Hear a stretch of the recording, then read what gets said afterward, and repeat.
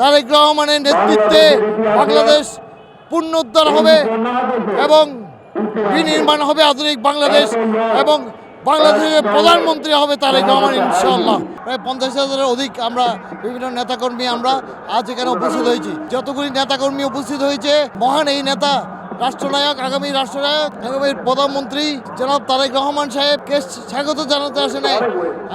এখানে উপস্থিত হয়ে ফ্যাসিস্ট আওয়ামী লীগ হাসিনাকে ধিক্কার জানাতে এসেছে।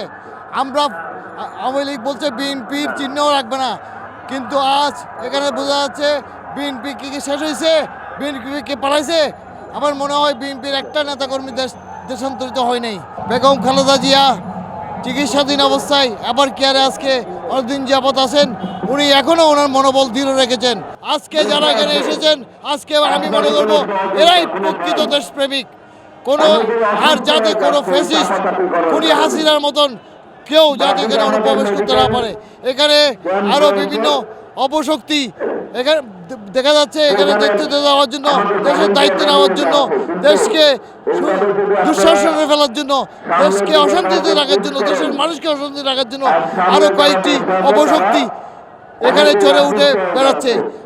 ইনশাআল্লাহ দেশের মানুষ সজাগ আছে। বাংলাদেশের মানুষ সিদ্ধান্ত বাংলা জাতীয়তাবাদী দলের একটা কর্মী বেঁচে থাকতে কোনো মৌলবাদী, কোনো জঙ্গিবাদী রাষ্ট্র বানাতে দিবে না ইনশাআল্লাহ। তারেক রহমানের নেতৃত্বে বাংলাদেশ পুনরুদ্ধার হবে এবং বিনির্মাণ হবে আধুনিক বাংলাদেশ এবং বাংলাদেশের প্রধানমন্ত্রী হবে তারেক রহমান ইনশাআল্লাহ।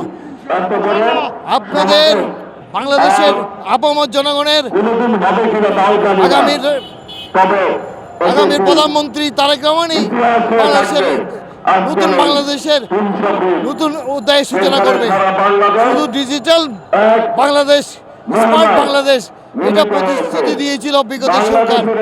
অনেক এই যে ফ্লাইওভার, বিভিন্ন এলিভেটেড এক্সপ্রেসওয়ে, এখানে বাজেট ছিল 30,000 কোটি টাকা। এরা 60,000 কোটি টাকা এখানে হাতিয়ে নিয়েছে বাংলাদেশ।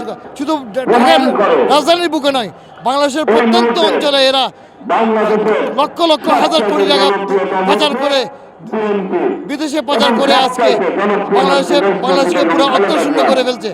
আমাদেরকে যারা নতুন সরকার আসবে ওদেরকে সহযোগিতা করতে হবে যাতে একটা সুষ্ঠু অবাধ নির্বাচন হয় এবং বাংলার জাতীয়তাবাদী দলকে নির্বাচিত করে এবং বেগম খালেদা জিয়া যাতে আবার সুস্থ হয়ে আমাদের মাঝে আবার এসে বাংলাদেশের আপামর জনসাধারণের অধিকার ফিরিয়ে আনতে পারে।